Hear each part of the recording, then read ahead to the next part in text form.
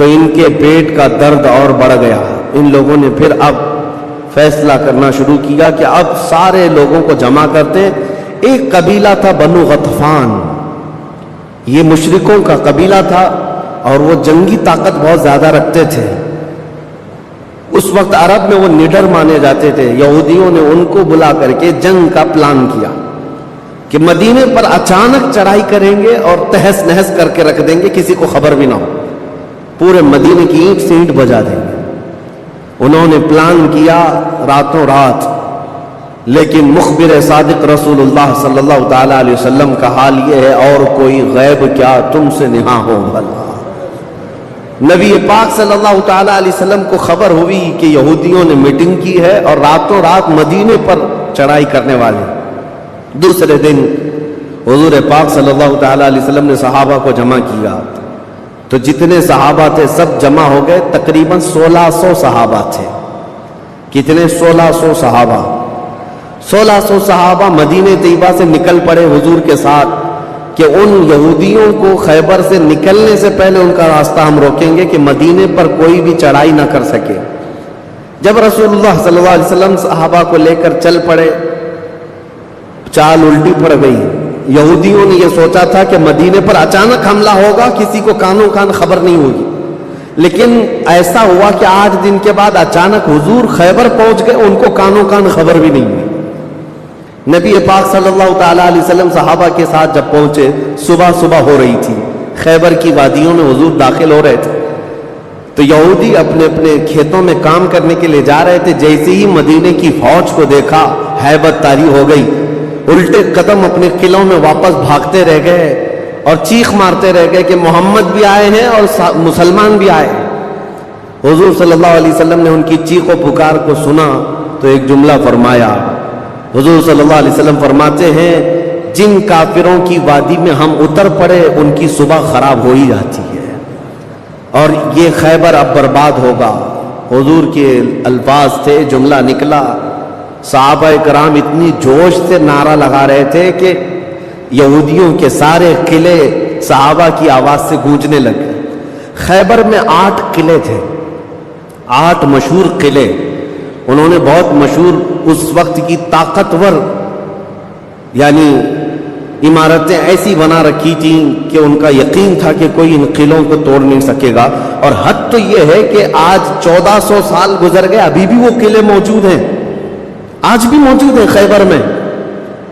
وہ قلعوں کے باقیات، کھنڈرات ابھی بھی موجود ہیں. اب اندازہ کریں کہ 14 صدیاں گزرنے کے بعد اب بھی وہ قلعے ہیں تو اس وقت کتنے محفوظ رہے ہوں گے، کتنے مضبوط رہے ہوں گے.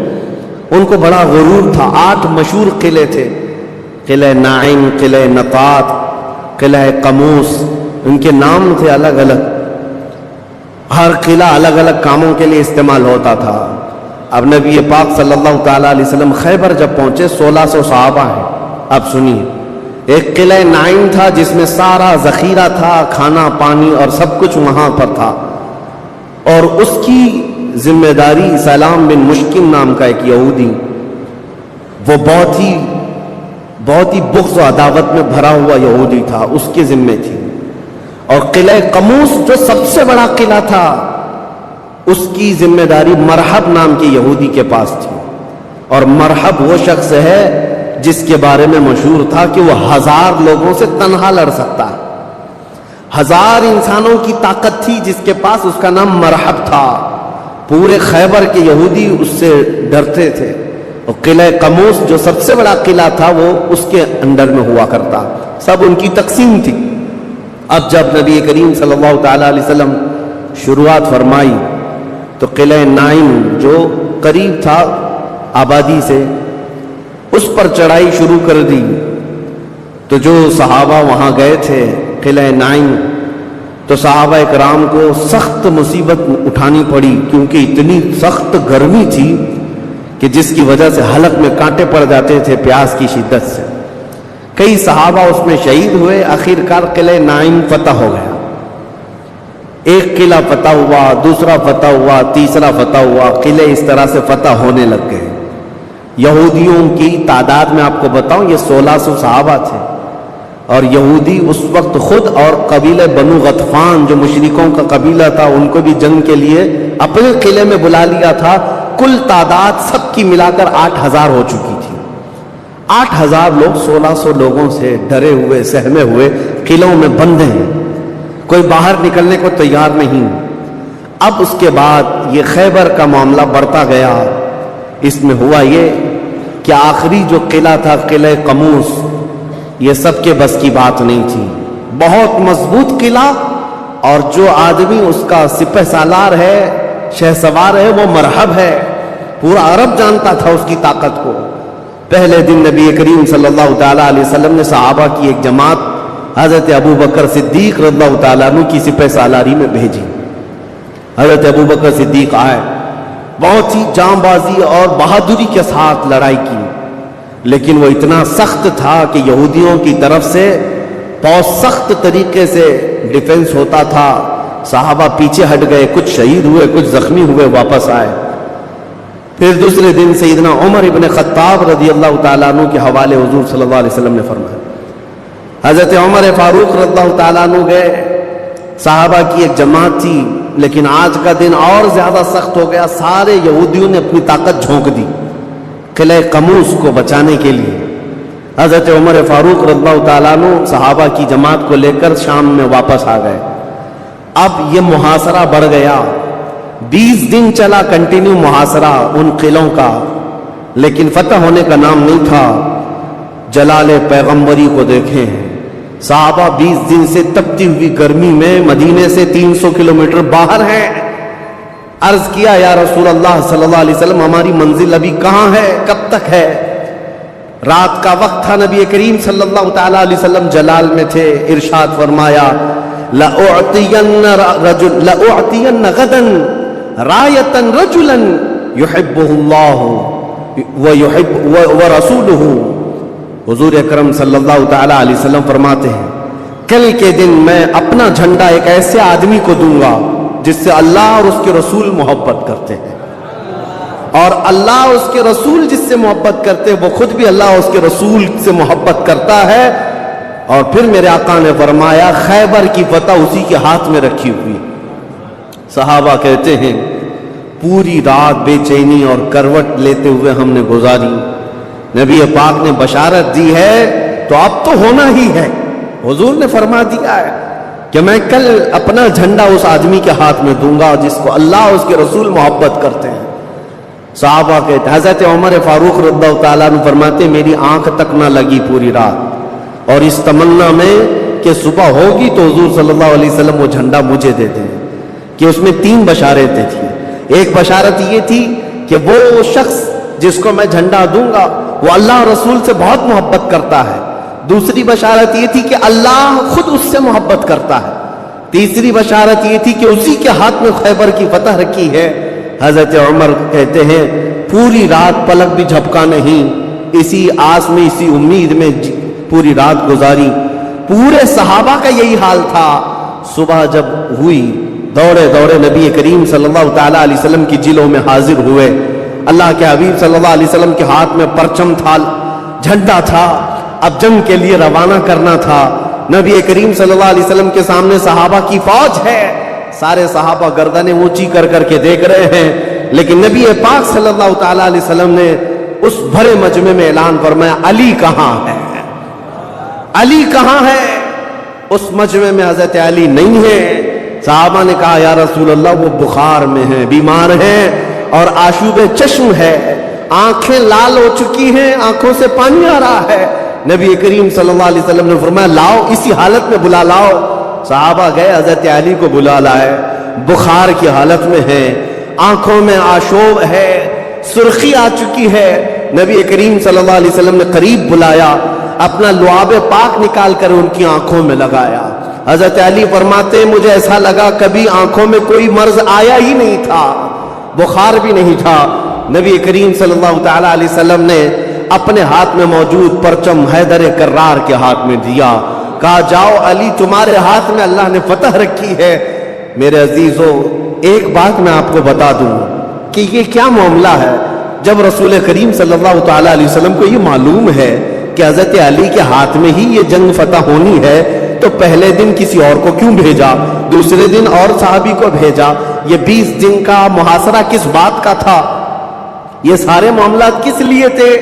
ایک بات یاد رکھیں، فتح اسلام کے حق میں ہے اور غالب اسلام ہو کر رہے گا، لیکن قدرت کا قانون یہ ہے، جیسے معراج میں بھی آپ کو معلوم ہے نمازیں تو 5 ہی ہونی تھی، لیکن 9 مرتبہ حضور صلی اللہ علیہ وسلم کو آنا جانا کیوں رکھا گیا؟ خدا کی قدرت کا قانون یہ ہے کہ پہلے اسباب کی طرف دیکھو، بعد میں اسباب کا خالق خود تمہارے لیے راستے پیدا فرمائے گا۔ جنگ تو فتح ہونی ہی ہے، لیکن تمہیں اسٹرگل کرنا پڑے گا، میدان میں مشکلیں اٹھانی پڑیں گی، بعد میں فتح تو تمہارے ہاتھ میں اللہ نے دی ہے۔ حضرت علی کرم اللہ وجہہ الکریم اپنے ہاتھ میں پرچم لے کر کے جب قلعہ قموس کی طرف بڑھتے ہیں، جانتے ہیں وہ تاریخ کا وہ عظیم دن ہے، محرم کی غالباً 9ویں تاریخ ہے۔ میں نے شروع میں ہی کہا کہ یہ ایک تاریخ کا ایسا حصہ ہے جس سے ساری باتیں آگے کی فتوحات جڑی ہوئی ہیں۔ کیوں میں آپ کو بتاتا ہوں، حضرت علی جس انداز سے جا رہے تھے اس وقت لوگوں کے اندر ہیبت طاری تھی، صحابہ آپ کے ساتھ تھے۔ جیسے ہی قلعہ قموس کے پاس گئے، سیدھے حضرت علی کرم اللہ وجہہ الکریم نے للکار کر کے مرحب یہودی کو بلایا کہ باہر آ جا اپنے قلعے سے اور مجھ سے مقابلہ کر۔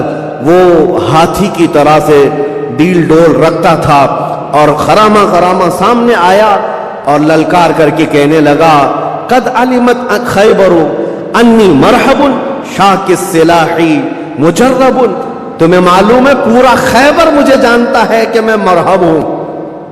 شعر پڑھ رہا تھا، پورا خیبر جانتا ہے کہ میں مرحب ہوں، سر سے لے کر پیر تک ہمیشہ ہتھیار میں رہتا ہوں اور نہایت ہی تجربہ کار آدمی کہ جس کا وار کبھی خالی نہیں جاتا ہے۔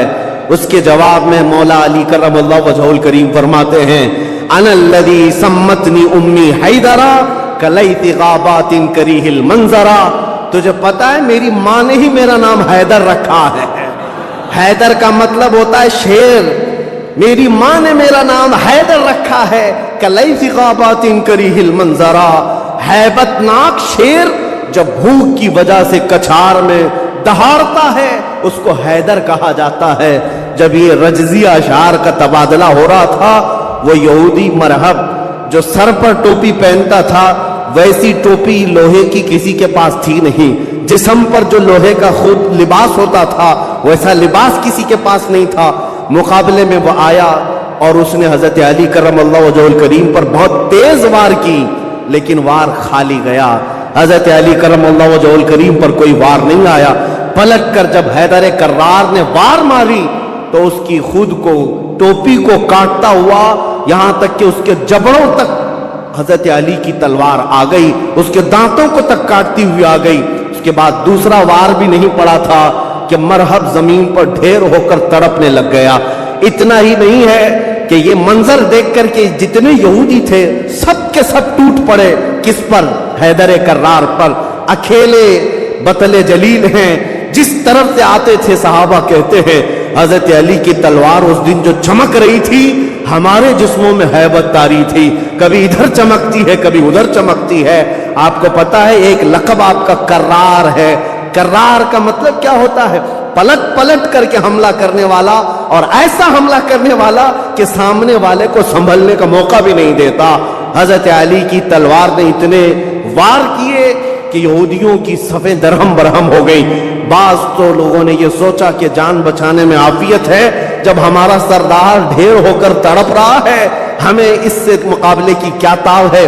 بڑھتے گئے حضرت علی، سیدھے قلعہ قموس جو تھا وہاں جا کر کے کھڑے ہو گئے تو یہودیوں میں ایک اعلان ہوا کہ اگر یہ علی بن ابی طالب قلعے کے اندر گھس گیا تو خیبر قیامت تک ہمارے ہاتھ میں نہیں آ سکتا، اپنی طاقت لگا دو۔ سارے یہودی ٹوٹ پڑے، جتنی فوجیں تھی ٹوٹ پڑی۔ جانتے ہیں حضرت علی اپنا ڈیفنس کیسا کر رہے تھے، اپنے بچاؤ کے لیے کیا کر رہے تھے؟ قلعہ قموس کے دروازے کو جو پھاٹک تھا ایک ہاتھ سے اکھاڑ دیا اور بائیں ہاتھ سے صرف دروازہ پکڑتے تھے، سیدھے ہاتھ سے تلوار سے حملہ کیا کرتے تھے۔ ایک ہاتھ میں دروازہ لے کر کے ڈیفنس کر رہے ہیں، ڈھال بنائے ہوئے ہیں، جہاں سے تیر آئے یا تلوار آئے اس دروازے سے آپ نے اپنے آپ کا ڈیفینس کیا ہے۔ صحابہ کہتے ہم دیکھتے رہے، وہ دروازے کو ایسے اپنے ہاتھ میں نچا رہے تھے جیسے کوئی چھوٹا کھلونا اپنے ہاتھ میں نچایا جاتا ہے۔ حضرت علی کرم اللہ وجہہ الکریم نے اس قلعے کا پھاٹک توڑ دیا جس کو 20 دنوں سے صحابہ جا جا کر کے آ رہے تھے، توڑ نہ سکے تھے۔ پھر اس کے بعد جب جنگ ٹھنڈی ہوئی، بعض لوگ یہ کہتے ہیں کہ قلعے کا پھاٹک اٹھا کر کے پھینک دیا، پھینکا نہیں، پوری جنگ بھر حضرت علی اس دروازے کو پکڑ کر کے جنگ کرتے رہے اور قلعے کے اس دروازے کو اپنی ڈھال بنائے رہے۔ جب یہودی سرد پڑ گئے، ٹھنڈے پڑ گئے، تو اس قلعے کے دروازے کو آپ نے اٹھا کر پھینک دیا۔ صحابہ کہتے ہیں ہم بعد میں، چونکہ وہ راستے میں پڑا تھا، اٹھانے کے لیے گئے تو 40 صحابہ مل کر کے اس دروازے کو اٹھا نہ پا رہے تھے۔ جو تنہا حیدر کرار اتنی دیر تک اپنے ہاتھ میں لے کر کے لڑتے رہے۔ کون ہے یہ حیدر کرار؟ یہ وہی حیدر کرار ہے جب رسول اللہ صلی اللہ علیہ وسلم نے مکہ مکرمہ میں سب سے پہلے اسلام کی دعوت دی تھی تو مکہ والوں نے انکار کیا تھا۔ 9 سال کا ایک بچہ کھڑا ہوا تھا، کہا یا رسول اللہ میں آپ کے دین کی حمایت کروں گا۔ پتلی پتلی ٹانگیں تھی، کمزوری تھی۔ رسول اللہ نے اس 9 سال کے بچے کو دیکھا اور سینے سے لگایا اور بارگاہ رب العزت میں عرض کیا کہ مولا اس کی ٹانگوں میں اور اس کی بازوؤں میں تو طاقت عطا فرما۔ وہ 9 سال کا بچہ جب 25 سال کا ہو گیا تو فاتح خیبر بن کر کے نکلا، حیدر کرار بن کر کے نکلا۔ اسی لیے سچ کہا ہے جس نے کہا ہے شاہ مرداں شیر یزداں قوت پروردگار، لا فتح الا علی لا سیف الا ذوالفقار۔ یہ ہے جس کا مطلب یہ ہوتا ہے فارسی میں شاہ مرداں شیر یزداں، نوجوانوں کا اگر کوئی بادشاہ ہے تو وہ حیدر کرار ہے۔ شیر یزداں اگر اللہ کا کوئی شیر ہے تو حیدر کرار ہے۔ قوت پروردگار، اللہ کی طاقت کا مظہر دیکھنا ہے تو وہ علی بن ابی طالب ہے۔ لا فتح الا علی، سچ کہا جس شاعر نے کہا لا فتح الا علی۔ پورے لوگوں میں اگر جوان کوئی کہنے کے لائق ہے تو وہ علی بن ابی طالب کا نام ہے۔ لا سیف الا ذوالفقار، اور دنیا میں اگر کسی تلوار کو تلوار کہلانے کا حق ہے تو وہ ذوالفقار حیدری کا نام ہے۔ عزیزان گرامی اوقات، یہ خیبر فتح ہوا، جیسے یہ خیبر فتح ہوا صحابہ میں اتنا جوش بھر گیا تھا، نہ قلعہ قموس باقی رہا نہ مرحب باقی رہا۔ اور خیبر کو جو مولا علی نے اس وقت توڑا تھا، 14 صدیاں گزر گئی، آج تک یہودیوں کا اس میں داخلہ نہ ہو سکا تھا۔ یہودیوں کو پتا تھا ایک بار علی اس میں داخل ہو گیا تو قیامت تک خیبر ہمارے ہاتھ میں نہ آ سکے گا۔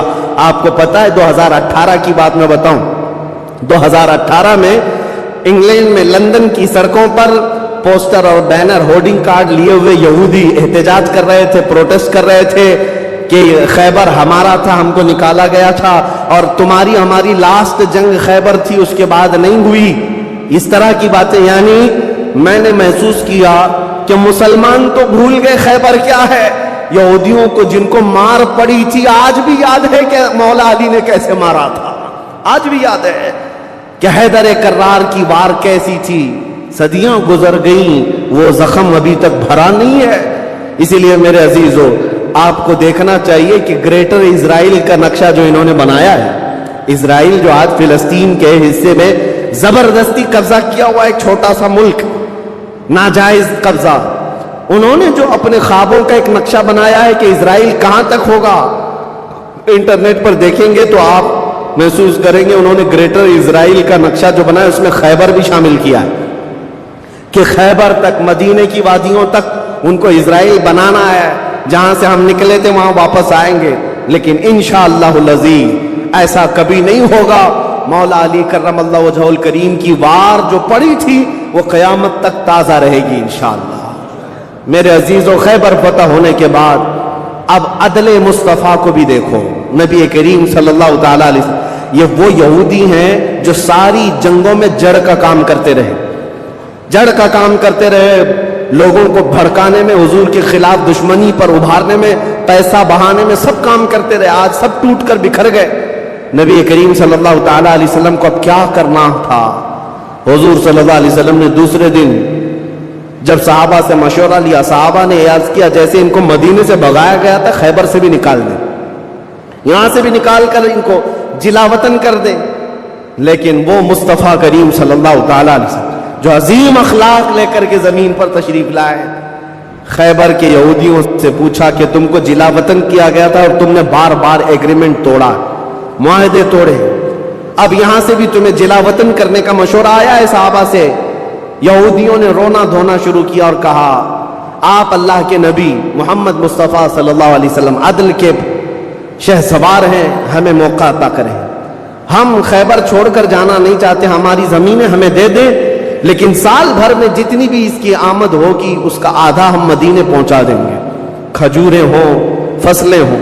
نبی کریم صلی اللہ تعالیٰ علیہ وسلم نے سب کو معاف کر دیا، خیبر ان کے حوالے کر دیا، اور پھر وہ آدھا حصہ مدینہ طیبہ ہر سال دینے کے لیے راضی ہو گئے، اور اس پر حضور صلی اللہ علیہ وسلم نے فیصلہ فرما لیا۔ اب اتنی بات نہیں، حضرت عبداللہ بن رواحہ رضی اللہ تعالیٰ ہر سال جب یہ خیبر آتے یا ایک دوسرے صحابی یہ آدھا حصہ لینے کے لیے آتے تھے تو پورے خیبر کے یہودی مال جمع کرتے، اس میں آدھا آدھا حضرت عبداللہ فرما دیتے، اور اس کے بعد یہ نہیں ہے کہ لے کر کے نکل جاتے، سارے یہودیوں کو جمع کرتے، کہا میں نے پورے مال کا آدھا آدھا کیا ہے، ان میں سے جو حصہ تمہیں پسند ہے وہ رکھ لو، باقی مدینے بھیج دو۔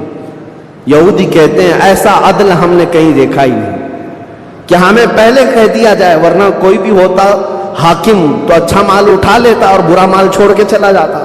یہ رسول اللہ کے صحابہ تھے، کہتے جو تمہیں پسند ہے وہ رکھ لو، جو چھوٹ گیا وہ مدینے بھیج دو۔ اتنے ہونے کے باوجود بھی حضور صلی اللہ تعالیٰ علیہ وسلم کے ساتھ انہوں نے کیا کیا؟ حضور 3 دن کے بعد خیبر سے نکل رہے تھے، زینب نام کی خاتون تھی جس کا شوہر قتل ہو گیا تھا، وہ حضور صلی اللہ تعالیٰ علیہ وسلم کے پاس بڑی محبت لے کر کے آئی، بہت محبت کے ساتھ، اور یوں کہا کہ میں آپ کی پیروکار ہوں، بڑی مشتاق تھی آپ کے دیکھنے کی، آپ میرے گھر تشریف لائیں۔ حضور صلی اللہ تعالیٰ علیہ وسلم کو اور کچھ صحابہ کو اس نے اپنے گھر پر دعوت کی، اور دعوت کیا کیا؟ کھانے میں اور گوشت میں نہایت ہی خطرناک زہر ملایا اور حضور صلی اللہ تعالیٰ علیہ وسلم کو زہر دیا۔ جو صحابہ موجود تھے حضور صلی اللہ علیہ وسلم کے ساتھ دعوت میں، جیسی حضور نے پہلا لقمہ اٹھایا، جو گوشت کی بوٹی تھی یا جو لقمہ تھا وہی بول پڑا رسول اللہ صلی اللہ علیہ وسلم کہ مجھ میں زہر ملا ہوا ہے۔ نبی کریم صلی اللہ تعالیٰ علیہ وسلم نے ابھی اپنی زبان پر لگایا ہی تھا، نکال کر پھینک دیا، لیکن دوسرے ایک صحابی حضور سے پہلے پیٹ بھر کر کھا چکے تھے اور وہ زہر کے اثر سے فوراً ہی شہید ہو گئے۔ یہ یہودیوں نے حضور کے معافی کے بعد، اعلان کے بعد پھر بھی یہ حرزہ سرائیاں، یہ سارے کام کرتے رہے اور آج تک کرتے آئے۔ آج تک نبی کریم صلی اللہ تعالیٰ علیہ وسلم نے اس کے باوجود معلوم ہونے کے بعد یہودیوں کو بلایا کہ اس خاتون کا کیا کیا جائے۔ اس نے اقرار کر لیا، کہا کہ ہاں ہم نے زہر ملایا تھا۔ کہا کیوں؟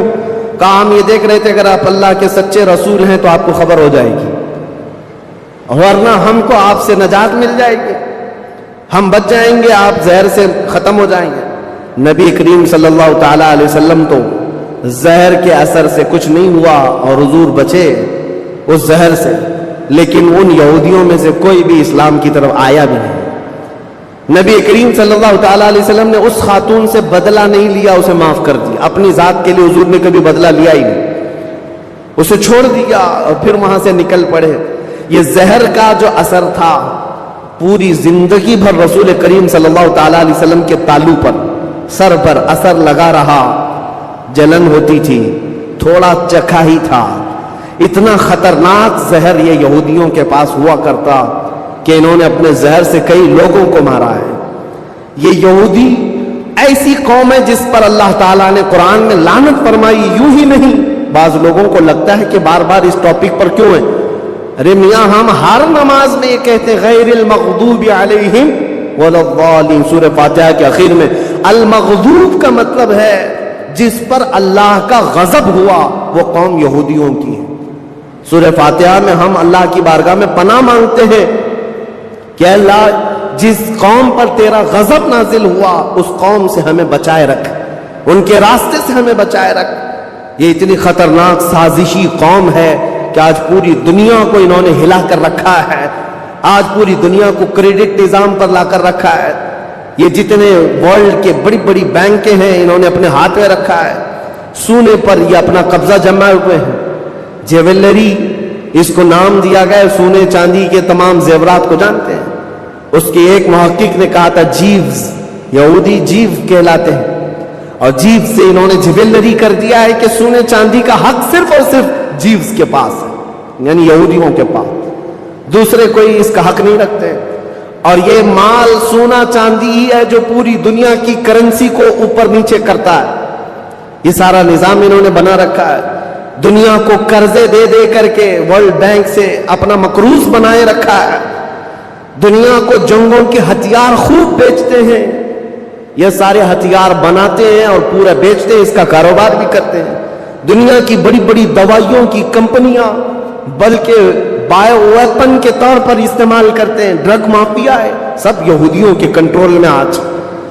اسی لیے میں آپ سے کہتا ہوں یہ اتنی شریر قوم ہے کہ اس سے ہمیشہ پناہ مانگتے رہو اللہ کی بارگاہ میں۔ اور اخیر میں آپ کو بتا دوں، جب قیامت کے قریب حضرت عیسیٰ علیہ السلام آئیں گے اور وہ اس وقت دجال کو قتل کر رہے ہوں گے، اور دجال کی فوج میں 60,000 یہودی ہوں گے، 60,000 یہودی اس کے ساتھ جنگ لڑ رہے ہوں گے، ایمان والوں کے ساتھ اس کی حمایت میں، اور حضرت عیسیٰ علیہ السلام کے ہاتھ سے قتل ہوں گے۔ تو حدیث پاک میں ہے کہ جہاں حضرت عیسیٰ علیہ السلام جائیں گے یا مسلمان جو عیسیٰ علیہ السلام کے ساتھ ہوں گے، ان مسلمانوں کو جو پتھر ہیں جگہ جگہ کے، وہ پتھر پکار کر کہیں گے یا مسلم ورائی یہودین اقتلہ، اے مسلمان میرے پیچھے ایک یہودی چھپا ہوا ہے، آ جاؤ اسے قتل کر دے۔ پتھر تک بولے گا کہ یہودی یہاں چھپا ہوا ہے۔ اس سے آپ اندازہ کریں یہ ایسی شریر قوم ہے جس سے پتھر بھی پناہ مانگتے ہیں۔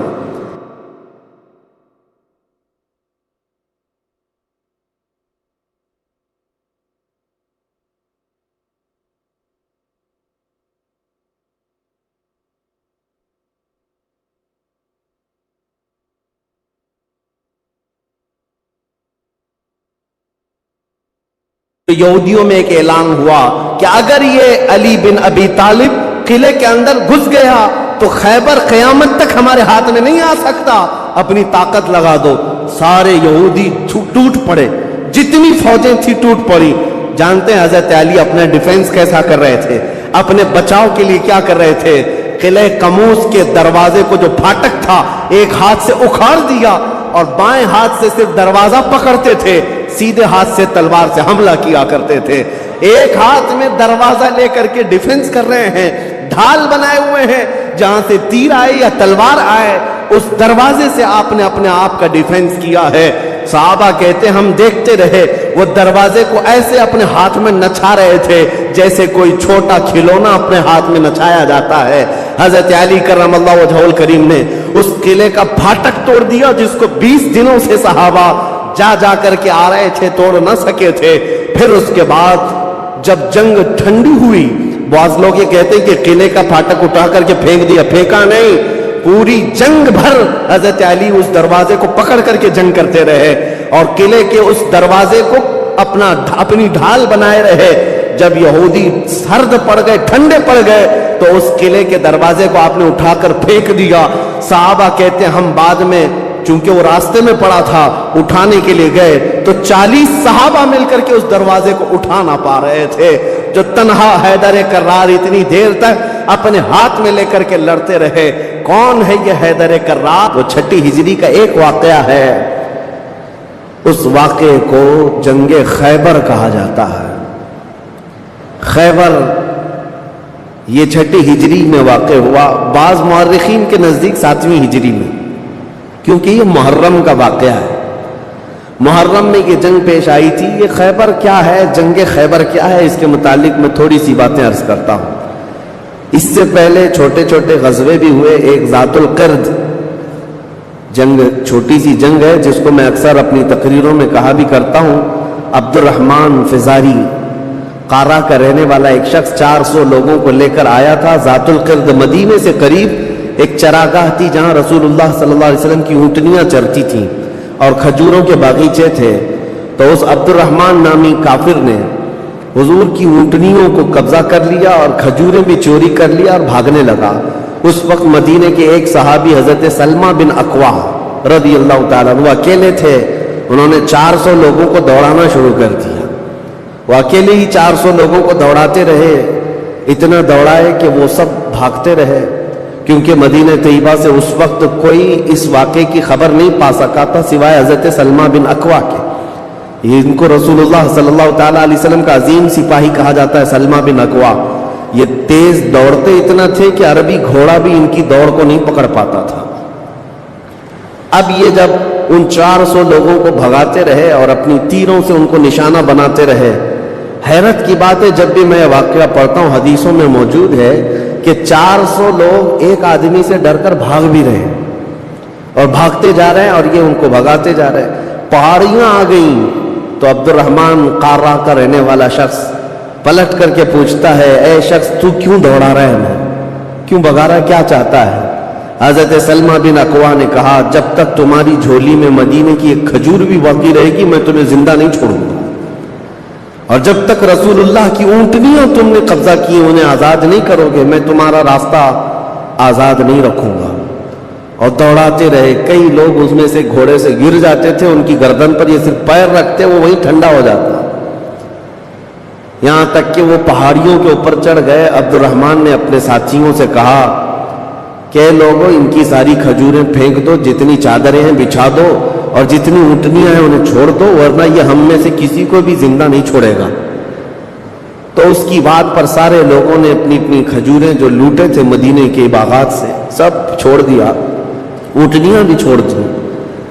سب کو جمع کیا. حضرت سلمہ بن اکوا نے کھجوروں کو چادر میں اور تنہا وہ سارا مال اٹھا کر کندھے پر اور حضور کی اونٹنیاں ہانکتے ہوئے مدینے کی طرف لا رہے تھے. اکیلے آ رہے تھے. بیچ راستے میں پھر حضرت ابو قتادہ رضی اللہ تعالیٰ عنہ سے ملاقات ہوئی. پوچھا کہاں سے آ رہے ہو؟ تو حضرت سلمہ بن اکوا نے واقعہ کہہ کر کے سنایا. کہا کہ چلو رسول اللہ صلی اللہ علیہ وسلم راستے میں ہی ہیں. حضور سے ملاقات ہوئی. حضور نے کہا کہ تم صحیح سلامت آ گئے، ہمیں واقعے کی خبر پہلے سے مل گئی تھی. تو وہ ابھی بھی کہنے لگے یا رسول اللہ میں نے ان کو پانی تک پینے نہیں دیا، اگر آپ حکم فرمائیں تو ان سب کا پیچھا کر کے ان کو یہیں ختم کر دیں گے.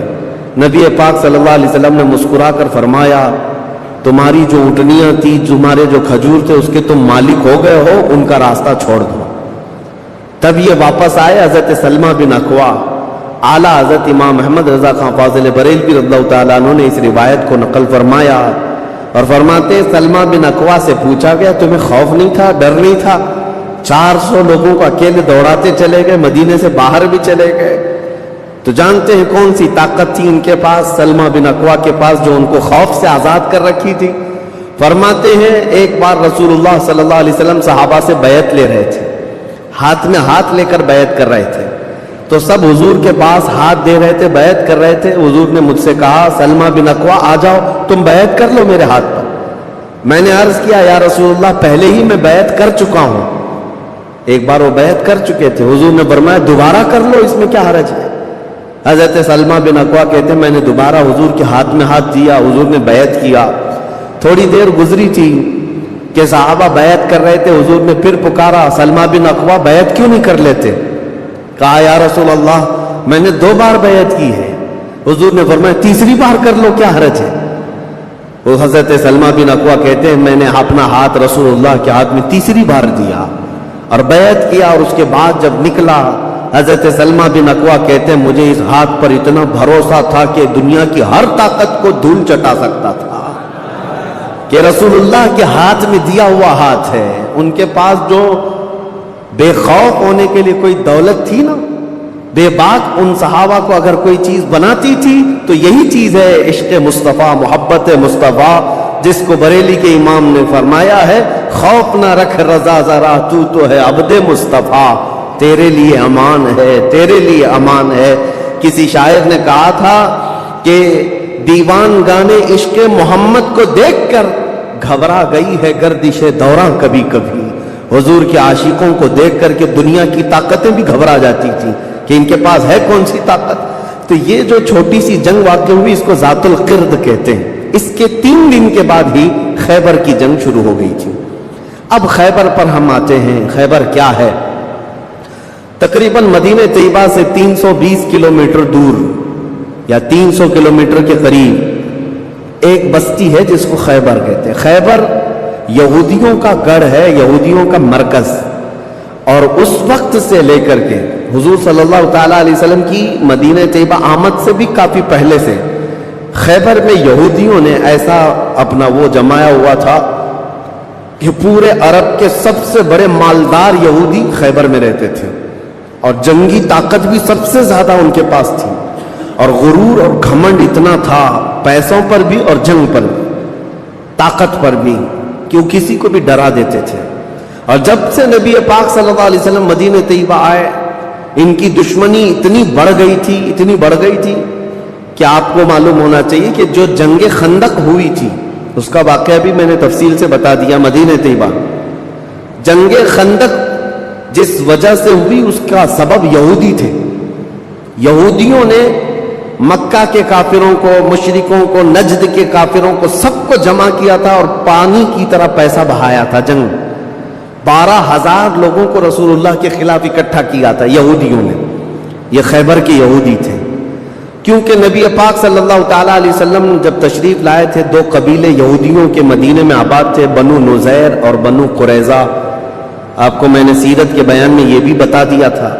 और ये दोनों कबीलों ने हुजूर सल्लल्लाहु अलैहि वसल्लम के साथ गद्दारी की थी, वादा खिलाफी किया, मुआहिदा जो था उसको तोड़ दिया। इसकी वजह से उन यहूदियों को जो मदीने में रहते थे जिलावतन कर दिया गया था, निकाल कर बाहर कर दिया गया।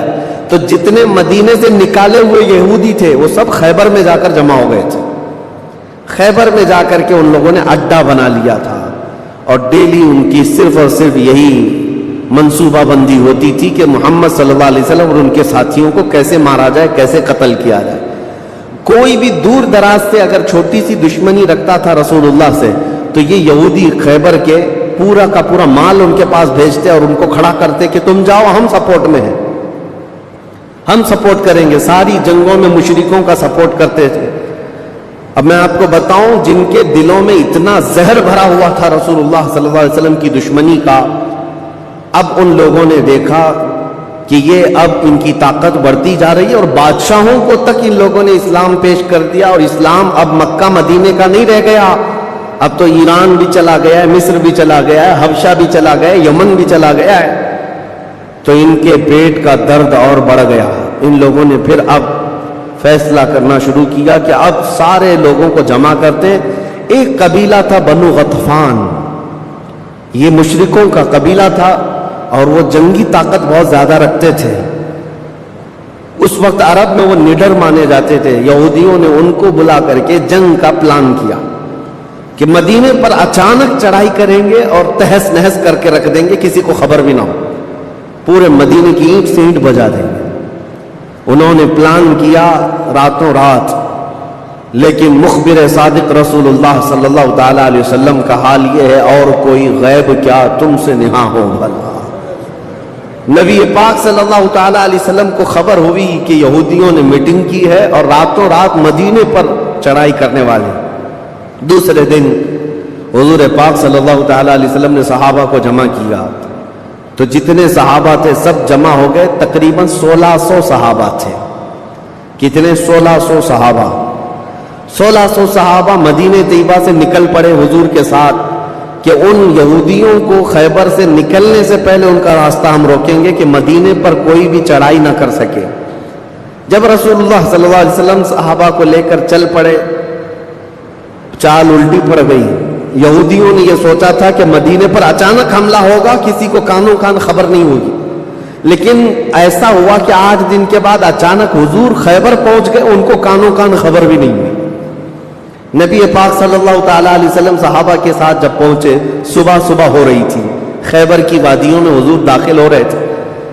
तो यहूदी अपने अपने खेतों में काम करने के लिए जा रहे थे। जैसे ही मदीने की फौज को देखा, हैबत तारी हो गई, उल्टे कदम अपने किलों में वापस भागते रह गए اور چیخ مارتے رہ گئے کہ محمد بھی آئے ہیں اور مسلمان بھی آئے ہیں۔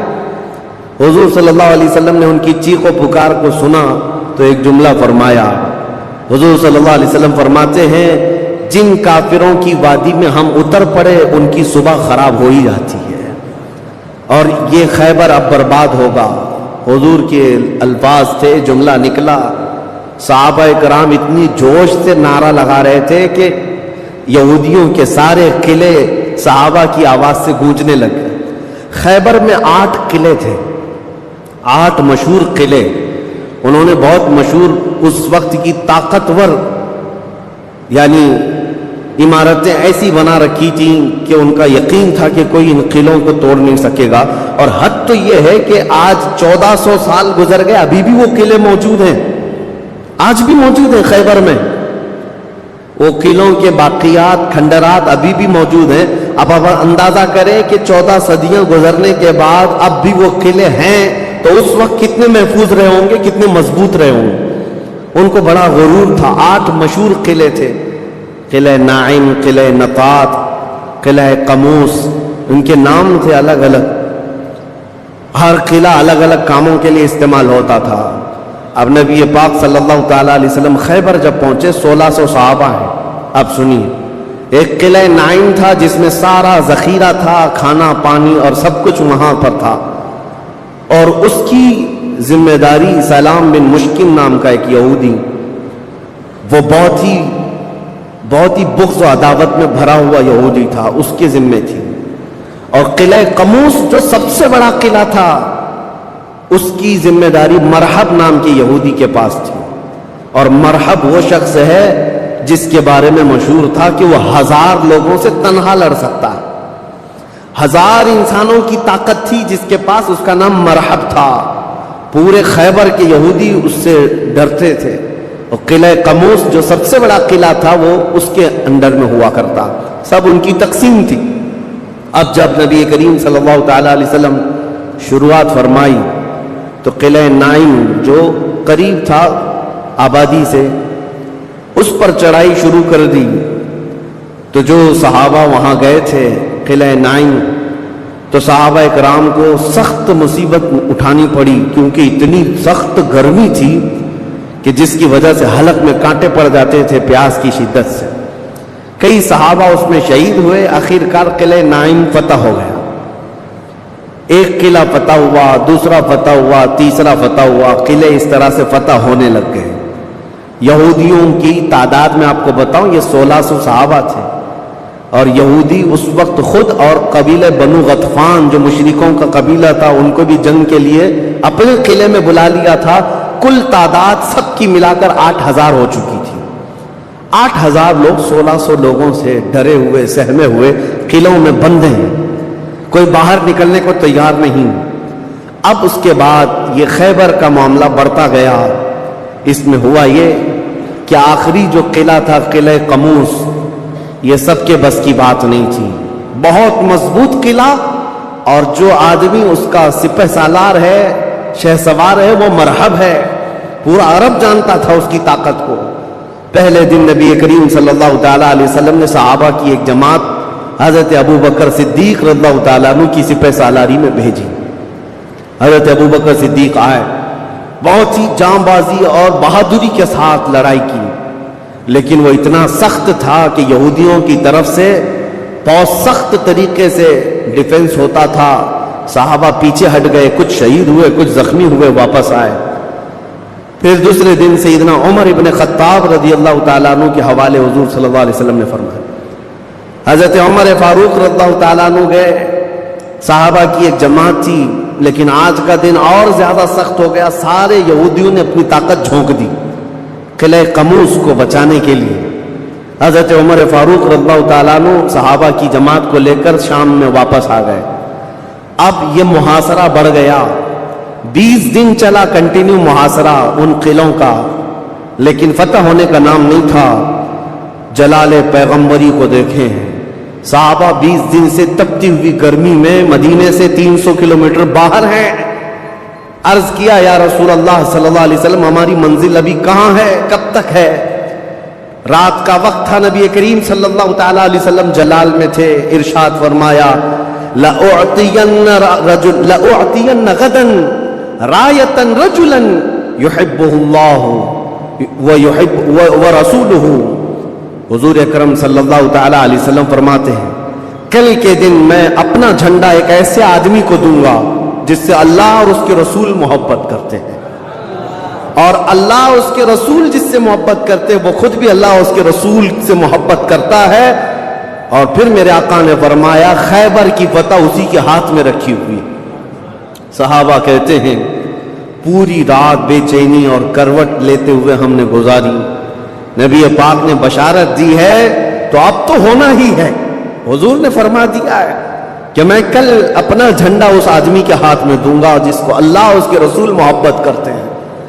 صحابہ کہتے ہیں حضرت عمر فاروق رضی اللہ تعالیٰ عنہ فرماتے میری آنکھ تک نہ لگی پوری رات، اور اس تمنا میں کہ صبح ہوگی تو حضور صلی اللہ علیہ وسلم وہ جھنڈا مجھے دے دیں، کہ اس میں 3 بشارتیں تھیں۔ ایک بشارت یہ تھی کہ وہ شخص جس کو میں جھنڈا دوں گا وہ اللہ اور رسول سے بہت محبت کرتا ہے، دوسری بشارت یہ تھی کہ اللہ خود اس سے محبت کرتا ہے، تیسری بشارت یہ تھی کہ اسی کے ہاتھ میں خیبر کی فتح رکھی ہے۔ حضرت عمر کہتے ہیں پوری رات پلک بھی جھپکا نہیں، اسی آس میں اسی امید میں پوری رات گزاری۔ پورے صحابہ کا یہی حال تھا۔ صبح جب ہوئی دوڑے دوڑے نبی کریم صلی اللہ تعالیٰ علیہ وسلم کی جلوں میں حاضر ہوئے۔ اللہ کے حبیب صلی اللہ علیہ وسلم کے ہاتھ میں پرچم تھا، جھنڈا تھا، اب جنگ کے لیے روانہ کرنا تھا۔ نبی کریم صلی اللہ علیہ وسلم کے سامنے صحابہ کی فوج ہے، سارے صحابہ گردنیں اونچی کر کر کے دیکھ رہے ہیں، لیکن نبی پاک صلی اللہ تعالیٰ علیہ وسلم نے اس بھرے مجمع میں اعلان فرمایا علی کہاں ہے، علی کہاں ہے؟ اس مجمع میں حضرت علی نہیں ہے۔ صحابہ نے کہا یا رسول اللہ وہ بخار میں ہیں، بیمار ہیں اور آشوب چشم ہے، آنکھیں لال ہو چکی ہیں، آنکھوں سے پانی آ رہا ہے۔ نبی کریم صلی اللہ علیہ وسلم نے فرمایا لاؤ، اسی حالت میں بلا لاؤ۔ صحابہ گئے، حضرت علی کو بلا لائے، بخار کی حالت میں ہیں، آنکھوں میں آشوب ہے، سرخی آ چکی ہے۔ نبی کریم صلی اللہ علیہ وسلم نے قریب بلایا، اپنا لعاب پاک نکال کر ان کی آنکھوں میں لگایا۔ حضرت علی فرماتے مجھے ایسا لگا کبھی آنکھوں میں کوئی مرض آیا ہی نہیں تھا، بخار بھی نہیں تھا۔ نبی کریم صلی اللہ تعالی علیہ وسلم نے اپنے ہاتھ میں موجود پرچم حیدر کرار کے ہاتھ میں دیا، کہا جاؤ علی تمہارے ہاتھ میں اللہ نے فتح رکھی ہے۔ میرے عزیزو ایک بات میں آپ کو بتا دوں کہ یہ کیا معاملہ ہے، جب رسول کریم صلی اللہ تعالی علیہ وسلم کو یہ معلوم ہے کہ حضرت علی کے ہاتھ میں ہی یہ جنگ فتح ہونی ہے تو پہلے دن کسی اور کو کیوں بھیجا، دوسرے دن اور صحابی کو بھیجا؟ یہ 20 دن کا محاصرہ کس بات کا تھا؟ یہ سارے معاملات کس لیے تھے؟ ایک بات یاد رکھیں، فتح اسلام کے حق میں ہے اور غالب اسلام ہو کر رہے گا، لیکن قدرت کا قانون یہ ہے جیسے معراج میں بھی آپ کو معلوم ہے نمازیں تو 5 ہی ہونی تھی، لیکن 9 مرتبہ حضور صلی اللہ علیہ وسلم کو آنا جانا کیوں رکھا گیا؟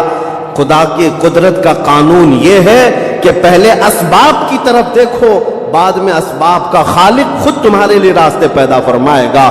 جنگ تو فتح ہونی ہی ہے، لیکن تمہیں سٹرگل کرنا پڑے گا، میدان میں مشکلیں اٹھانی پڑیں گی، بعد میں فتح تو تمہارے ہاتھ میں اللہ نے دی ہے۔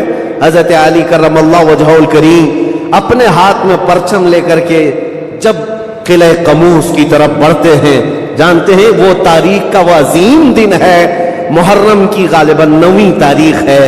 میں نے شروع میں ہی کہا کہ یہ ایک تاریخ کا ایسا حصہ ہے جس سے ساری باتیں آگے کی فتوحات جڑی ہوئی ہیں۔ کیوں میں آپ کو بتاتا ہوں، حضرت علی جس انداز سے جا رہے تھے اس وقت لوگوں کے اندر ہیبت طاری تھی، صحابہ آپ کے ساتھ تھے۔ جیسے ہی قلعہ قموس کے پاس گئے، سیدھے حضرت علی کرم اللہ وجہہ الکریم نے للکار کر کے مرحب یہودی کو بلایا کہ باہر آ جا اپنے قلعے سے اور مجھ سے مقابلہ کر۔ وہ ہاتھی کی طرح سے ڈیل ڈول رکھتا تھا اور خرامہ خرامہ سامنے آیا اور للکار کر کے کہنے لگا قد علمت خیبر انی مرحب شاک السلاح مجرب، تمہیں معلوم ہے پورا خیبر مجھے جانتا ہے کہ میں مرحب ہوں۔ شعر پڑھ رہا تھا، پورا خیبر جانتا ہے کہ میں مرحب ہوں، सर से लेकर पैर तक हमेशा हथियार में रहता हूं और निहायत ही तजुर्बा कार आदमी कि जिसका वार कभी खाली नहीं जाता है। उसके जवाब में मौला अली करमल्लाहु वजहुल करीम फरमाते हैं, अनल्लज़ी सम्मतनी उम्मी हैदरा कलैति गाबातिन करीहिल मंजरा। तुझे पता है मेरी माँ ने ही मेरा नाम हैदर रखा है। हैदर का मतलब होता है शेर। मेरी माँ ने मेरा नाम हैदर रखा है। कलैति गाबातिन करीहिल मंजरा, हैबतनाक शेर जब भूख की वजह से कछार में दहाड़ता है उसको हैदर कहा जाता है। जब ये रजजी अशार का तबादला हो रहा था, वो यहूदी मरहब जो सर पर टोपी पहनता था वैसी टोपी लोहे की किसी के पास थी नहीं। जिस्म पर जो लोहे का खुद लिबास होता था वैसा लिबास किसी के पास नहीं था। मुकाबले में वो आया और उसने हजरत अली करमल्लाहु वजहुल करीम पर बहुत तेज वार की, लेकिन वार खाली गया। हजरत अली करमल्लाहु वजहुल करीम पर कोई वार नहीं आया। पलट कर जब हैदर कर्रार ने वार मारी तो उसकी खुद को टोपी को काटता हुआ यहां तक कि उसके जबड़ों तक हजरत अली की तलवार आ गई, उसके दांतों को तक काटती हुई आ गई। उसके बाद दूसरा वार भी नहीं पड़ा था कि मरहब जमीन पर ढेर होकर तड़पने लग गया। इतना ही नहीं है कि ये मंजर देख करके जितने यहूदी थे सब के सब टूट पड़े। किस पर? हैदर कर्रार पर। अकेले बतले जलील हैं, जिस तरफ से आते थे सहाबा कहते हैं हजरत अली की तलवार उस दिन जो चमक रही थी हमारे जिस्मों में हैबत तारी थी। कभी इधर चमकती है कभी उधर चमकती है। आपको पता है एक लक़ब आपका कर्रार है। कर्रार का मतलब क्या होता है? पलट पलट करके हमला करने वाला, और ऐसा हमला करने वाला कि सामने वाले को संभलने का मौका भी नहीं देता। हजरत अली की तलवार ने इतने वार किए कि यहूदियों की सफ़ें दरहम बरहम हो गई। बाज तो लोगों ने ये सोचा कि जान बचाने में आफियत है, जब हमारा सरदार ढेर होकर तड़प रहा है हमें इससे मुकाबले की क्या ताव है। बढ़ते गए हजरत अली सीधे किले कमूस जो था वहां जा करके खड़े हो गए। तो यहूदियों में एक ऐलान हुआ कि अगर ये अली बिन अबी तालिब किले के अंदर घुस गया तो खैबर क़यामत तक हमारे हाथ में नहीं आ सकता, अपनी ताकत लगा दो। सारे यहूदी टूट पड़े, जितनी फौजें थी टूट पड़ी। जानते हैं हजरत अली अपना डिफेंस कैसा कर रहे थे, अपने बचाव के लिए क्या कर रहे थे? किले कमूस के दरवाजे को जो फाटक था एक हाथ से उखाड़ दिया और बाएं हाथ से सिर्फ दरवाजा पकड़ते थे, सीधे हाथ से तलवार से हमला किया करते थे। एक हाथ में दरवाजा लेकर के डिफेंस कर रहे हैं, ढाल बनाए हुए हैं, जहां से तीर आए या तलवार आए उस दरवाजे से आपने अपने आप का डिफेंस किया है। साहबा कहते हम देखते रहे, वो दरवाजे को ऐसे अपने हाथ में नचा रहे थे जैसे कोई छोटा खिलौना अपने हाथ में नचाया जाता है। हजरत अली करमल्लाहु वजहुल करीम ने उस किले का फाटक तोड़ दिया जिसको 20 दिनों से सहाबा जा जा करके आ रहे थे, तोड़ न सके थे। फिर उसके बाद जब जंग ठंडी हुई, बाज़ लोग ये कहते हैं कि किले का फाटक उठा करके फेंक दिया, फेंका नहीं, पूरी जंग भर हजरत अली उस दरवाजे को पकड़ करके जंग करते रहे और किले के उस दरवाजे को अपनी ढाल बनाए रहे। जब यहूदी सर्द पड़ गए, ठंडे पड़ गए, तो उस किले के दरवाजे को आपने उठाकर फेंक दिया। साहबा कहते हम बाद में, चूंकि वो रास्ते में पड़ा था, उठाने के लिए गए तो 40 सहाबा मिलकर के उस दरवाजे को उठा ना पा रहे थे। जो तन्हा हैदर कर्रार इतनी देर तक अपने हाथ में लेकर के लड़ते रहे। कौन है ये हैदर कर्रार? ये वही हैदर कर्रार है जब रसूलुल्लाह सल्लल्लाहु अलैहि वसल्लम ने मक्का मुकर्रमा में सबसे पहले इस्लाम की दावत दी थी तो मक्का वालों ने इनकार किया था। 9 साल का एक बच्चा खड़ा हुआ था, कहा या रसूल अल्लाह मैं आपके दीन की हिमायत करूंगा। पतली पतली टांगे थी, कमजोरी थी। रसूलुल्लाह ने उस 9 साल के बच्चे को देखा और सीने से लगाया और बारगाह रब्बुल इज्जत में अर्ज किया कि मौला इसकी टांगों में और इसकी बाजुओं में तू ताकत अता फरमा। वो 9 साल का बच्चा जब 25 साल का हो गया तो फातह खैबर बन करके निकला, हैदर कर्रार बन करके निकला। इसीलिए सच कहा है जिसने कहा है शाह मर्दां शेर यज़दां कुव्वते परवरदिगार ला फता इल्ला अली ला सैफ इल्ला जुल्फ़िकार। ये है जिसका मतलब ये होता है फारसी में शाह मर्दां शेर यज़दां, नौजवानों का अगर कोई बादशाह है तो वह हैदर कर्रार है। शेर यज़दा अगर अल्लाह का कोई शेर है तो हैदर कर्रार है। कुव्वत परवरदिगार, अल्लाह की ताकत का मजहर देखना है तो वो अली बिन अबी तालिब है। ला फता इल्ला अली, सच कहा जिस शायर ने कहा, ला फता इल्ला अली। पूरे लोगों में अगर जवान कोई कहने के लायक है तो वह अली बिन अबी तालिब का नाम है। ला सैफ इल्ला जुल्फ़िकार, और दुनिया में अगर किसी तलवार को तलवार कहलाने का हक है तो वह जुल्फ़िकार हैदरी का नाम है।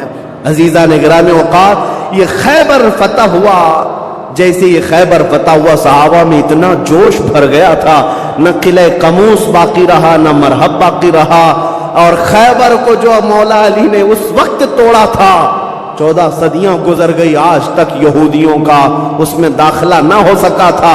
यहूदियों को पता था एक बार अली इसमें दाखिल हो गया तो क़यामत तक खैबर हमारे हाथ में ना आ सकेगा।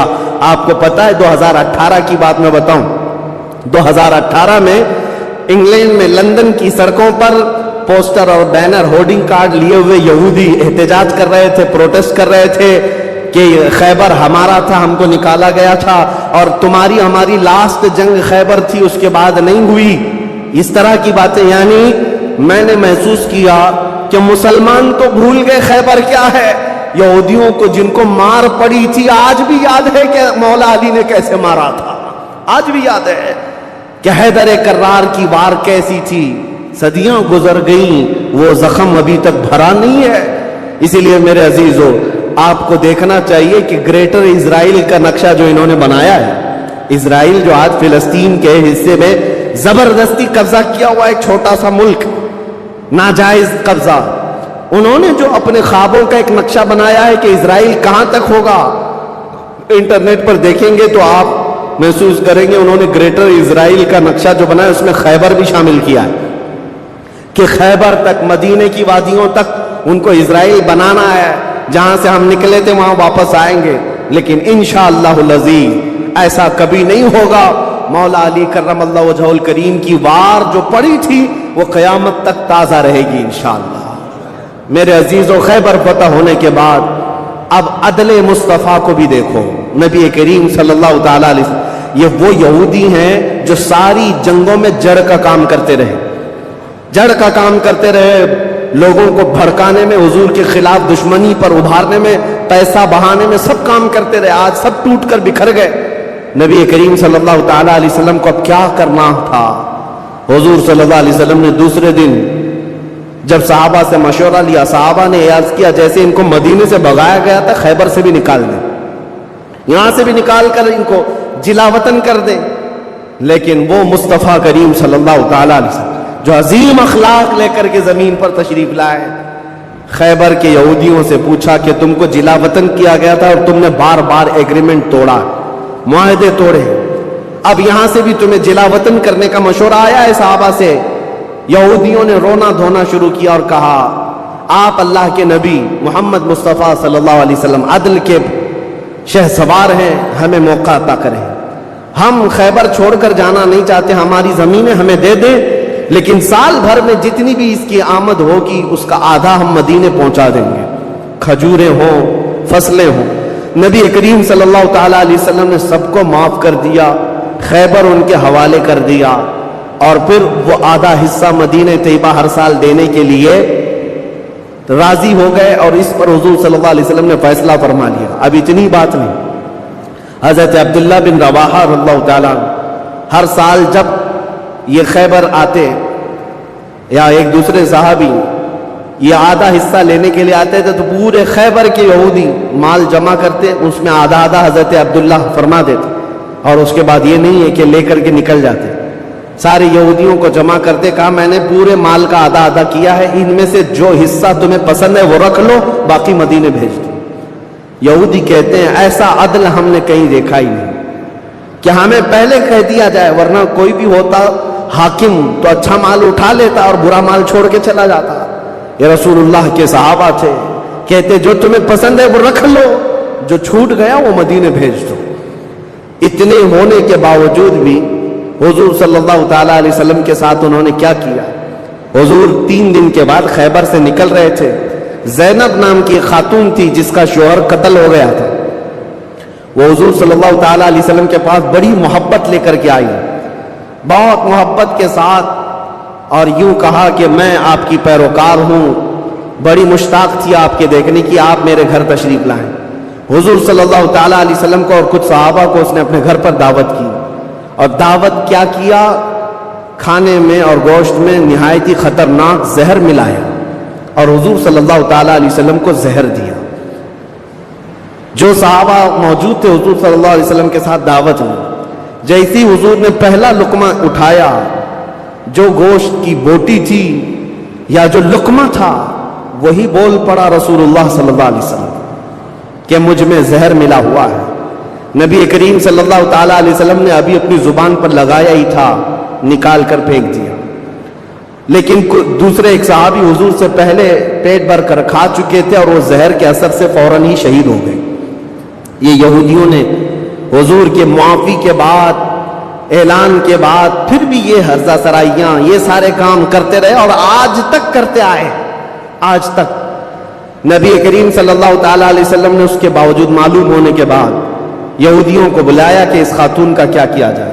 اس نے اقرار کر لیا, کہا کہ ہاں ہم نے زہر ملایا تھا. کہا کیوں؟ کہا ہم یہ دیکھ رہے تھے اگر آپ اللہ کے سچے رسول ہیں تو آپ کو خبر ہو جائے گی, ورنہ ہم کو آپ سے نجات مل جائے گی, ہم بچ جائیں گے, آپ زہر سے ختم ہو جائیں گے. نبی کریم صلی اللہ تعالیٰ علیہ وسلم تو زہر کے اثر سے کچھ نہیں ہوا اور حضور بچے اس زہر سے, لیکن ان یہودیوں میں سے کوئی بھی اسلام کی طرف آیا بھی نہیں. نبی کریم صلی اللہ تعالیٰ علیہ وسلم نے اس خاتون سے بدلہ نہیں لیا, اسے معاف کر دیا. اپنی ذات کے لیے حضور نے کبھی بدلہ لیا ہی نہیں, اسے چھوڑ دیا اور پھر وہاں سے نکل پڑے. یہ زہر کا جو اثر تھا پوری زندگی بھر رسول کریم صلی اللہ تعالیٰ علیہ وسلم کے تالو پر, سر پر اثر لگا رہا, جلن ہوتی تھی, تھوڑا چکھا ہی تھا. اتنا خطرناک زہر یہ یہودیوں کے پاس ہوا کرتا کہ انہوں نے اپنے زہر سے کئی لوگوں کو مارا ہے. یہ یہودی ایسی قوم ہے جس پر اللہ تعالیٰ نے قرآن میں لعنت فرمائی. یوں ہی نہیں, بعض لوگوں کو لگتا ہے کہ بار بار اس ٹاپک پر کیوں ہے. ارے میاں, ہم ہر نماز میں یہ کہتے ہیں غیر المغضوب علیہم ولا الضالین. سورہ فاتحہ کے آخر میں المغضوب کا مطلب ہے جس پر اللہ کا غضب ہوا, وہ قوم یہودیوں کی ہے. سورہ فاتحہ میں ہم اللہ کی بارگاہ میں پناہ مانگتے ہیں کہ اللہ جس قوم پر تیرا غضب نازل ہوا اس قوم سے ہمیں بچائے رکھ, ان کے راستے سے ہمیں بچائے رکھ.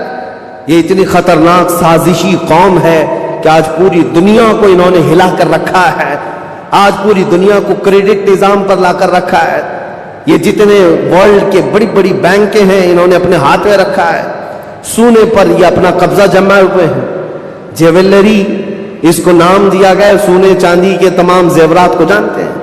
اس کے ایک محقق نے کہا تھا جیوز, یہودی جیو کہلاتے ہیں, اور جیو سے انہوں نے جیولری کر دیا ہے کہ سونے چاندی کا حق صرف اور صرف جیوز کے پاس ہے, یعنی یہودیوں کے پاس, دوسرے کوئی اس کا حق نہیں رکھتے. اور یہ مال سونا چاندی ہی ہے جو پوری دنیا کی کرنسی کو اوپر نیچے کرتا ہے. یہ سارا نظام انہوں نے بنا رکھا ہے. دنیا کو قرضے دے دے کر کے ورلڈ بینک سے اپنا مقروض بنائے رکھا ہے. دنیا کو جنگوں کے ہتھیار خوب بیچتے ہیں. یہ سارے ہتھیار بناتے ہیں اور پورا بیچتے ہیں, اس کا کاروبار بھی کرتے ہیں. دنیا کی بڑی بڑی دوائیوں کی کمپنیاں بلکہ بایو ویپن کے طور پر استعمال کرتے ہیں. ڈرگ مافیا ہے, سب یہودیوں کے کنٹرول میں آج.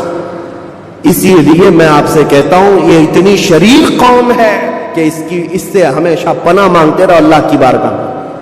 اور اخیر میں آپ کو بتا دوں, جب قیامت کے قریب حضرت عیسیٰ علیہ السلام آئیں گے اور وہ اس وقت دجال کو قتل کر رہے ہوں گے, اور دجال کی فوج میں 60,000 یہودی ہوں گے, 60,000 یہودی اس کے ساتھ جنگ لڑ رہے ہوں گے, ایمان والوں کے ساتھ اس کی حمایت میں, اور حضرت عیسیٰ علیہ السلام کے ہاتھ سے قتل ہوں گے. تو حدیث پاک میں ہے کہ جہاں حضرت عیسیٰ علیہ السلام جائیں گے, یا مسلمان جو عیسیٰ علیہ السلام کے ساتھ ہوں گے, ان مسلمانوں کو جو پتھر ہیں جگہ جگہ کے, وہ پتھر پکار کر کہیں گے یا مسلم ورائی یہودین اقتلہ اے مسلمان میرے پیچھے ایک یہودی چھپا ہوا ہے، آ جا اسے قتل کر دے۔ پتھر تک بولے گا کہ یہودی یہاں چھپا ہوا ہے۔ اس سے آپ اندازہ کریں یہ ایسی شریر قوم ہے جس سے پتھر بھی پناہ مانگتے ہیں۔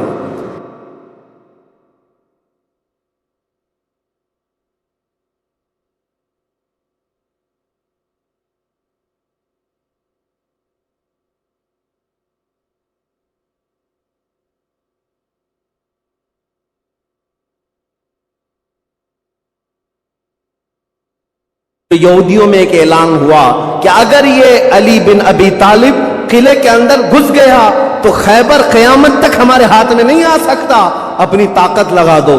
سارے یہودی ٹوٹ پڑے، جتنی فوجیں تھی ٹوٹ پڑی۔ جانتے ہیں حضرت علی اپنا ڈیفنس کیسا کر رہے تھے، اپنے بچاؤ کے لیے کیا کر رہے تھے؟ قلعہ قموس کے دروازے کو جو پھاٹک تھا ایک ہاتھ سے اکھاڑ دیا اور بائیں ہاتھ سے صرف دروازہ پکڑتے تھے، سیدھے ہاتھ سے تلوار سے حملہ کیا کرتے تھے۔ ایک ہاتھ میں دروازہ لے کر کے ڈیفنس کر رہے ہیں، ڈھال بنائے ہوئے ہیں، جہاں سے تیر آئے یا تلوار آئے اس دروازے سے آپ نے اپنے آپ کا ڈیفنس کیا ہے۔ صحابہ کہتے ہیں ہم دیکھتے رہے، وہ دروازے کو ایسے اپنے ہاتھ میں نچا رہے تھے جیسے کوئی چھوٹا کھلونا اپنے ہاتھ میں نچایا جاتا ہے۔ حضرت علی کرم اللہ وجہہ الکریم نے اس قلعے کا پھاٹک توڑ دیا جس کو 20 دنوں سے صحابہ جا کر کے آ رہے تھے، توڑ نہ سکے تھے۔ پھر اس کے بعد جب جنگ ٹھنڈی ہوئی، بعض لوگ یہ کہتے ہیں کہ قلعے کا پھاٹک اٹھا کر کے پھینک دیا، پھینکا نہیں، پوری جنگ بھر حضرت علی اس دروازے کو پکڑ کر کے جنگ کرتے رہے اور قلعے کے اس دروازے کو اپنی ڈھال بنائے رہے۔ جب یہودی سرد پڑ گئے، ٹھنڈے پڑ گئے تو اس قلعے کے دروازے کو آپ نے اٹھا کر پھینک دیا۔ صحابہ کہتے ہیں ہم بعد میں چونکہ وہ راستے میں پڑا تھا اٹھانے کے لیے گئے تو 40 صحابہ مل کر کے اس دروازے کو اٹھا نہ پا رہے تھے، جو تنہا حیدر کرار اتنی دیر تک اپنے ہاتھ میں لے کر کے لڑتے رہے۔ کون ہے یہ حیدر کرار؟ وہ 6 ہجری کا ایک واقعہ ہے، اس واقعے کو جنگ خیبر کہا جاتا ہے۔ خیبر یہ 6 ہجری میں واقع ہوا، بعض مورخین کے نزدیک 7ویں ہجری میں، کیونکہ یہ محرم کا واقعہ ہے۔ محرم میں یہ جنگ پیش آئی تھی۔ یہ خیبر کیا ہے، جنگ خیبر کیا ہے، اس کے متعلق میں تھوڑی سی باتیں عرض کرتا ہوں۔ اس سے پہلے چھوٹے چھوٹے غزوے بھی ہوئے۔ ایک ذات القرد جنگ، چھوٹی سی جنگ ہے جس کو میں اکثر اپنی تقریروں میں کہا بھی کرتا ہوں۔ عبد الرحمن فزاری قارا کا رہنے والا ایک شخص 400 لوگوں کو لے کر آیا تھا ذات القرد۔ مدینے سے قریب ایک چراگاہ تھی جہاں رسول اللہ صلی اللہ علیہ وسلم کی اونٹنیاں چرتی تھیں اور کھجوروں کے باغیچے تھے۔ تو اس عبد الرحمن نامی کافر نے حضور کی اونٹنیوں کو قبضہ کر لیا اور کھجوریں بھی چوری کر لیا اور بھاگنے لگا۔ اس وقت مدینے کے ایک صحابی حضرت سلمہ بن اکوا رضی اللہ تعالیٰ وہ اکیلے تھے۔ انہوں نے 400 لوگوں کو دوڑانا شروع کر دیا۔ وہ اکیلے ہی 400 لوگوں کو دوڑاتے رہے، اتنا دوڑائے کہ وہ سب بھاگتے رہے، کیونکہ مدینہ طیبہ سے اس وقت کوئی اس واقعے کی خبر نہیں پا سکا تھا سوائے حضرت سلمہ بن اکوا کے۔ ان کو رسول اللہ صلی اللہ تعالیٰ علیہ وسلم کا عظیم سپاہی کہا جاتا ہے، سلمہ بن اکوا۔ یہ تیز دوڑتے اتنا تھے کہ عربی گھوڑا بھی ان کی دوڑ کو نہیں پکڑ پاتا تھا۔ اب یہ جب ان 400 لوگوں کو بھگاتے رہے اور اپنی تیروں سے ان کو نشانہ بناتے رہے، حیرت کی بات ہے جب بھی میں واقعہ پڑھتا ہوں حدیثوں میں موجود ہے کہ 400 لوگ ایک آدمی سے ڈر کر بھاگ بھی رہے اور بھاگتے جا رہے ہیں اور یہ ان کو بھگاتے جا رہے ہیں۔ پہاڑیاں آ گئیں تو عبد الرحمن قارہ کا رہنے والا شخص پلٹ کر کے پوچھتا ہے، اے شخص تو کیوں دوڑا رہا ہے، ہمیں کیوں بھگا رہا ہے، کیا چاہتا ہے؟ حضرت سلمہ بن اکوا نے کہا جب تک تمہاری جھولی میں مدینے کی ایک کھجور بھی باقی رہے گی میں تمہیں زندہ نہیں چھوڑوں گا، اور جب تک رسول اللہ کی اونٹنیاں تم نے قبضہ کی انہیں آزاد نہیں کرو گے میں تمہارا راستہ آزاد نہیں رکھوں گا۔ اور دوڑاتے رہے، کئی لوگ اس میں سے گھوڑے سے گر جاتے تھے، ان کی گردن پر یہ صرف پیر رکھتے وہ وہیں ٹھنڈا ہو جاتا، یہاں تک کہ وہ پہاڑیوں کے اوپر چڑھ گئے۔ عبد الرحمن نے اپنے ساتھیوں سے کہا کہ لوگوں ان کی ساری کھجوریں پھینک دو، جتنی چادریں ہیں بچھا دو اور جتنی اونٹنیاں ہیں انہیں چھوڑ دو، ورنہ یہ ہم میں سے کسی کو بھی زندہ نہیں چھوڑے گا۔ تو اس کی بات پر سارے لوگوں نے اپنی اپنی کھجوریں جو لوٹے تھے مدینے کے باغات سے سب چھوڑ دیا ऊँटनियाँ भी छोड़ दी, सबको जमा किया हजरत सलमा बिन अकवा ने खजूरों को चादर में, और तन्हा वो सारा माल उठाकर कंधे पर और हुजूर की ऊँटनियाँ हाँकते हुए मदीने की तरफ ला रहे थे, अकेले आ रहे थे। बीच रास्ते में फिर हजरत अबू क़तादा रज़ियल्लाहु ताला अन्हु से मुलाकात हुई, पूछा कहाँ से आ रहे हो? तो हजरत सलमा बिन अकवा ने वाक़या कह करके सुनाया, कहा कि चलो रसूलुल्लाह सल्लल्लाहु अलैहि वसल्लम रास्ते में ही हैं। हुजूर से मुलाकात हुई, हुजूर ने कहा कि तुम सही सलामत आ गए, हमें वाक़ये की खबर पहले से मिल गई थी। तो अभी भी कहने लगे, या रसूल अल्लाह मैंने उनको पानी तक पीने नहीं दिया, अगर आप हुक्म फरमाएं तो उन सब का पीछा करके उनको यही ख़त्म कर देंगे। नबी पाक सल्लल्लाहु अलैहि वसल्लम ने मुस्कुरा कर फरमाया, तुम्हारी जो ऊँटनियाँ थी, तुम्हारे जो खजूर थे, उसके तुम मालिक हो गए हो, उनका रास्ता छोड़ दो। तब ये वापस आए हज़रत सलमा बिन अकवा। आला हज़रत इमाम अहमद रज़ा खां फाज़िल बरेलवी रज़ियल्लाहु ताला अन्हु ने इस रिवायत को नकल फरमाया और फरमाते, सलमा बिन अकवा से पूछा गया, तुम्हें खौफ नहीं था, डर नहीं था? 400 लोगों को अकेले दौड़ाते चले गए, मदीने से बाहर भी चले गए।